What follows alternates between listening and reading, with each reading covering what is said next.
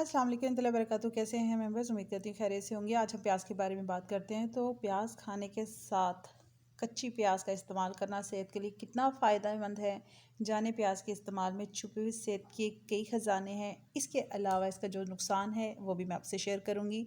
यहाँ तक कि अगर आप एक जगह से दूसरे इलाके में जाते हैं तो वहाँ पे कहा जाता है कि वहाँ पे जाते ही जो सबसे पहला काम किया जाए वहाँ का प्याज खाना चाहिए। तो आप कच्ची प्याज को ज़रूर इस्तेमाल करें, क्योंकि वहाँ की जो बीमारी होती है वो उसको ख़त्म कर देती है, कोई बीमारी आने नहीं देती। प्याज एक ऐसी सब्ज़ी है जिसके बिना पाकिस्तानी खानों का तैयार होना तो बहुत ही मुश्किल है, बल्कि नामुमकिन है।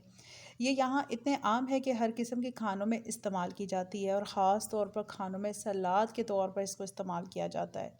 आपको मज़े की बात बताती हूँ कि प्याज को कटिंग करके अगर पानी में भिगो दिया जाए, ठंडे पानी में, और उसको 30 to 40 मिनट्स रख दिया जाए, तो जैसे आपको प्याज होटलों में खड़ा मिलता है सेम वैसे ही ये प्याज मिलेगा और कड़वाहट से बिल्कुल दूर होगा। यही नहीं बल्कि प्याज को कई और मुख्तलिफ़ तरीक़ों में भी खाया जाता है, जैसे कि सलाद का मैंने ज़िक्र कर दिया। इसके अलावा अचार, दही के रायते में या फिर लीमू निचोड़ कर भी इसका इस्तेमाल किया जाता है। प्याज को आप कटिंग करके शॉपर में डालकर फ्रीज़ भी कर सकते हैं। इवन किसी जार में डालकर इसको 1 से 2 दिन फ्रिज में भी रखा जा सकता है कटिंग करके।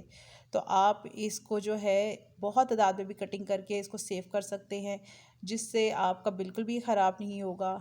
अब अगर इसके फ़ायदे की बात करते हैं तो प्याज में ऐसे ग़िज़ाई अज़्ज़ा पाए जाते हैं जो कि हमारी क़ुव्वत मुदाफ़अत में इजाफ़ा करते हैं।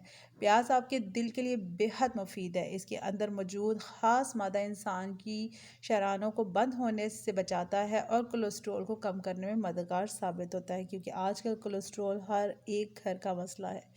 तो इसको जब आपको फ़ायदा पता चल जाए तो इसको इस्तेमाल करना बहुत ज़रूरी है। इसके अलावा जो इसमें प्याज खाने का नुकसान है वो किन मरीज़ों को है, प्याज इस्तेमाल करते हुए ये बात एहतियात बरतनी चाहिए कि अगर आपको पहले से ही मैदे में शदीद तेज़ाबियत है तो इसमें कच्ची प्याज का इस्तेमाल करना ज़रूरी ना हो।